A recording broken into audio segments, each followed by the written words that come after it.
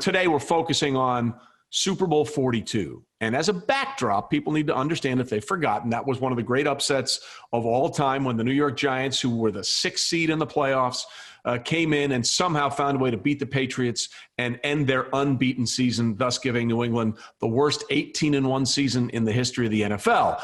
And the reason that Mark is a perfect guy to talk about this is because of your own frickin' history in the NFL. 3 times you started a season with a double-digit win column before you ended up with a loss, right? Yeah, and, it was always interesting because I always said that nobody would ever go through an NFL season undefeated. I just didn't think it was a possibility because of all the things that happen and then the pressure that builds. And I always tell the story about what we joke around all the time, you and I, about Glenn Cadrez. And you get I was wondering how long in the show before that name was going to come up. Right. So Glenn Cadrez was a great special teams player, played for a long time in the National Football League.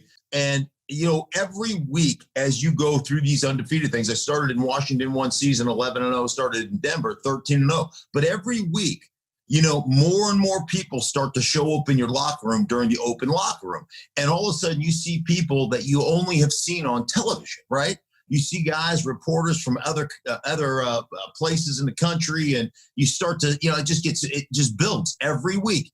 And every week guys either hide in the training room because they don't want to talk, or they hide in the weight room. And eventually, you can't get away from the question, how long can you guys go undefeated? Can you go undefeated? It's looming. Right. And I mean, it's not only the reporters, it's your own family. Like, you're getting calls from your sister, or you're getting calls from your brother-in-law, or hey, how long can you go to the restaurant with your wife, and they're like, the waiters taking your order and go, by the way, do you think you guys can do this? Go undefeated? You're like, I don't want to hear it. I don't want to hear it. Yeah. And you keep saying the same thing over and over again. Hey, it's one game at a time. All the cliche bullshit that you always use, right?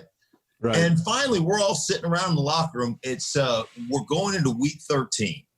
And you're playing the Giants, right? Who were terrible that year. The Giants, right? I mean, they got a bunch. I think, was it Graham playing quarterback for that? I can't even remember. I think it was Kent Graham out of Ohio State. You're exactly right. Graham.